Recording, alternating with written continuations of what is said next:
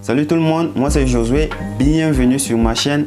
Aujourd'hui on se retrouve pour le tout premier numéro de J'aime. Je vous avais parlé du nouveau concept dans cette vidéo qui s'affiche là. J'aime, en fait c'est l'un des concepts que j'essaie de ramener sur la chaîne. Aujourd'hui on se retrouve pour le tout premier numéro du nouveau concept, voilà simplement. Avant de commencer la vidéo, abonnez-vous, pouce bleu. Suivez-moi sur mes réseaux sociaux. C'est vrai que je ne suis pas trop actif, mais bon, quand même. Déjà, le titre de la vidéo a spoilé de quoi il est question aujourd'hui. Et on va en parler après ceci. Ouais, c'est la danse des braves. Ça vient de chez nous, le Tchad. C'est Worry. Bien. Alors aujourd'hui, il est question de vous parler des 10 raisons pourquoi j'aime the Bible, la Bible. La première raison, tout de suite, c'est que la Bible, elle est source de vie éternelle et source de salut. Je voudrais que les choses soient claires dès le début. La Bible, c'est un livre, ok? Un livre inspiré, c'est les Écritures, ok? Tout ce qu'il y a dedans là, ce sont les écrits. C'est aussi la parole de Dieu. Et dans Jean 1, au verset 14, la parole s'est faite chair en la personne de Jésus. Donc Jésus, d'abord, écrit, livre si vous voulez, égale à parole de Dieu, égale à Jésus-Christ. Donc quand je dis que la Bible est la source de vie, source de salut, ça revient aussi à dire que c'est Jésus qui est la source de vie, source de salut. Parce que oui aussi, la Bible révèle Jésus-Christ. Voilà un peu. On va lire un verset, un passage d'abord pour étayer ce que je viens de dire. D'accord? Je pense qu'on va ouvrir dans 1 Jean 5 à partir du verset 12. Je suis devenu pasteur. Je vous prêche. Ah non. 1 Jean 5, à partir du verset 12. Celui qui a le Fils a la vie. Celui qui n'a pas le Fils de Dieu n'a pas la vie. Je vous ai écrit ces choses afin que vous sachiez que vous avez la vie éternelle, vous qui croyez au nom du Fils de Dieu. La Bible dit en fait que celui qui croit en Jésus, Jésus qui est la parole de Dieu, qui est, on a fait le calcul, d'accord, c'est bon? Donc, croire en ceci veut dire avoir la révélation de Jésus-Christ, qui veut dire finir, sauver. C'est en fait ça le calcul. Moi, personnellement, ça m'a conduit au salut. Et grosse recommandation pour tous ceux qui me suivent, pour vous qui me suivez là. Lisez ça. Ne vous mettez pas de limite pour dire que je suis ceci, je suis cela. Non à ci, non à ça. Non. Versez-vous dedans. Ok? Versez-vous dedans. Lisez ça. Méditez. Et ne venez pas avec des préjugés, avec des trucs en tête pour dire « Ah, ça a été falsifié. Non, c'est pas la parole de Dieu. Non, tout ce qui est écrit là, c'est pas inspiré. C'est pas... » Laissez tout ça là. Ok? Lisez simplement. Ça va vous faire du bien. Première raison, source de vie, source de salut. Deuxième raison. En fait, deuxième raison. La Bible conduit à la vérité. Jésus dit, je suis le chemin, la vérité et la vie. Tout ce que j'entends, moi c'est ce que je fais. Tout ce que j'entends, tout ce qui se dit par-ci, par-là, que non, ça c'est la vérité, ça c'est la vérité. Et moi je ramène tout ça là, à la lumière de ça. J'essaie de mettre ça, et j'essaie de mettre tout ce qui se dit là pour voir. Si les versions sont concordantes, ok, c'est bon, c'est que c'est la vérité. Mais si les versions sont divergentes, alors la version qui est là, elle est meilleure. C'est la vérité qui est là. Troisième raison, ça c'est mon kiff. C'est vrai que toutes les raisons sont bonnes, sont valables, tout et tout. Mais celle-ci, La troisième raison, la Bible me conduit à la connaissance. Quand je parle de la connaissance, c'est en général. Grâce à la Bible, je connais beaucoup de choses. Pas seulement du domaine spirituel, ok? Mais dans la vie, comment on dit, courante, oculaire, c'est ça, non? C'est grâce à la Bible, aujourd'hui, j'ai la connaissance de l'origine de l'humanité. D'où vient cette diversité de races qu'on a dans le monde.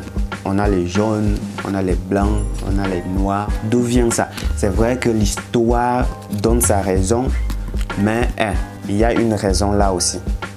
Il y a une version là aussi. Comme je l'ai dit par rapport à la deuxième raison, la vérité c'est là. La connaissance, je vais vous donner en bonus pour tous les hommes, ok? Vous qui cherchez à être charismatique, à être charmant. Je vois, il y a plein des écrits, des articles, des vidéos sur le net qui disent non, pour être charmant, il faut faire ci, il faut faire ça et tout et tout. La Bible en parle, ok? Proverbe 19, 22, lisez. Ce qui fait le charme d'un homme, c'est sa bonté. La Bible Dieu dit. Et moi, c'est parce que j'ai lu, c'est parce que c'est mon kiff. Et j'ai découvert cette connaissance. Ça fait partie juste des connaissances, ok? Maintenant, comme tu sais que je suis à la recherche d'un certain charisme, d'un certain charme et tout, bah, il faut simplement être bon, quoi. Voilà, il faut cultiver la bonté et puis c'est tout. Cultiver la bonté, ça veut dire qu'il faut avoir l'argent, il faut donner l'argent. C'est ça, non? Bah ouais. Mais non, je vois quelqu'un là. C'est pas ça, c'est pas ça. Par rapport toujours à la connaissance, grâce à la Bible, ok, j'ai quand même un tout petit peu de notion de l'hébreu, du grec, voilà, tu vois, non? Je connais certains mots, kanéon, léama, exousia, bara, shamat. Voilà, ça ouvre l'esprit, ça donne la connaissance. Aussi, bah, simplement des mots. Anathème. Est-ce que tu connais ce que ça veut dire anathème? Bah ouais. La quatrième raison, c'est que la Bible ouvre l'esprit aux réalités surnaturelles. La Bible te parle du surnaturel. La Bible te parle des esprits, des anges, des démons, aussi de tout ce qui se passe dans les ténèbres, les échanges par-ci, par-là, dans le surnaturel, la destinée qui est enfouie, ceci, cela. Alors oui, tout ça, la Bible en parle. En se connectant donc à la Bible, tu prends connaissance que non, en fait, c'est pas ce que tu vois seulement qui existe, quoi. Il y a des trucs qui existent, qui sont invisibles, mais qui existent et qui sont bien plus supérieurs. Et c'est même l'invisible qui impacte le visible, en fait. Tu vois, non? Tout ce qui est visible, là, ça sort de l'invisible. Donc, l'invisible, c'est beaucoup plus réel que ce qu'on voit. Tu vois? Et tout ça, c'est grâce à la Bible. Cinquième raison, la Bible console. J'aime la Bible, je kiffe la Bible parce qu'elle console. Franchement, tu te retrouves dans des situations où tu te rappelles comme ça d'un coup. Bah, grâce au Saint-Esprit justement, tu te rappelles d'un coup d'un passage biblique là et directement ça te réconforte, ça te donne de l'espoir. Et puis, tu vois, tu te sens bien. Deux fois d'un coup comme ça, tu as une paix mais paisible qui te remplit. Donc, face à toute difficulté, à toute situation, moi je reviens, je prends la Bible, je lis et là je me sens bien. Franchement, je me sens bien. Vous aussi, vous devez le faire. Bah, la sixième raison, je kiffe la Bible parce que, en fait, clairement, elle délimite là comme ça, le bien et le mal. Quand tu lis la Bible, tu sais ce qui est bien, tu sais ce qui est mal en fait. Et ça, j'aime. Bah, la raison suivante, aussi j'aime la Bible parce qu'elle t'aide à connaître ta destinée, à connaître ton appel, à connaître ton positionnement, à connaître qui tu es en tant qu'enfant de Dieu. Ça fait du bien.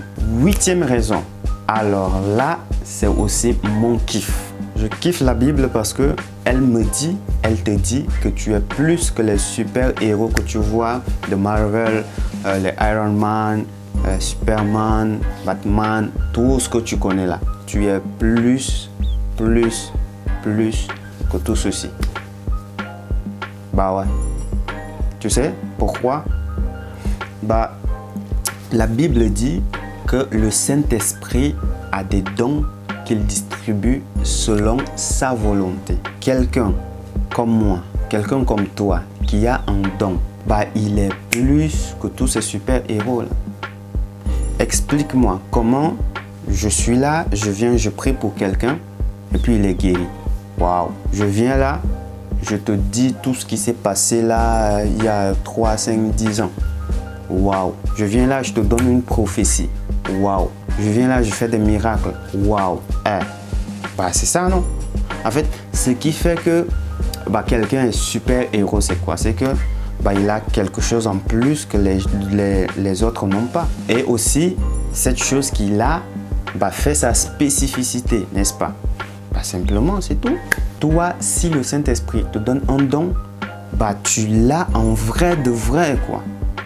Alors que dans les films, bah, c'est juste des fictions. Tu vois un peu ce que je veux dire? Donc, quand tu lis la Bible, tu arrives à comprendre ça et tu arrives à te connecter, à réclamer, à revendiquer. This is mine. Ça, c'est pour moi. Je veux ça. Et puis, c'est tout. C'est fini, quoi. La 9e raison pourquoi j'aime, pourquoi je kiffe la Bible, bah, elle m'a permis d'arriver aussi à cette conclusion, un peu comme ce grand homme l'a dit, tout est vanité. Ouais. Sur cette terre, dans ce monde, tout est vanité. Et celui qui l'a dit, attention, celui qui l'a dit, c'est pas n'importe qui. C'est Salomon qui l'a dit. Qui est Salomon? 1. Il est né fils du roi David. 2. Il était le plus sage de toute la terre. 3. Richesse, n'en parlons pas. 4. Il avait un pouvoir, il avait le pouvoir. 5. Il avait quoi? Popularité, il était connu partout. 6. Il avait combien de femmes? 1000 femmes. 7. Il avait quoi encore? C'était en fait, pour vous dire clairement, quelqu'un qui avait tout. Tout ce que toi, tu recherches, tout ce que moi, je recherche. On se lève le matin, on gratte la tête, on dit « Ah, il faut que j'ai l'argent. Ah, il faut que je sois connu. Ah, il faut que j'ai un pouvoir. Ah, il faut que je fasse ceci. Il faut que je fasse cela. » On est là seulement distrait. On court derrière des trucs qui sont vains. Tout est vanité. Quelle est donc cette chose qui n'est pas vanité? C'est sa relation avec Dieu. C'est chercher les choses d'en haut. Entretenir son salut, ne pas perdre la foi, c'est ce qui importe. Non, il faut que je sois riche. Non, il faut que je fasse ceci. Non, il faut que je fasse... tout est vanité. Pour finir, bah, j'aime la Bible parce que elle est ce qu'elle est. J'aime la Bible parce que c'est la Bible, c'est tout. Spéciale recommandation. Lisez-la. Moi, je l'aime trop. Et je vous le recommande. Lisez, méditez, ça vous fera du bien.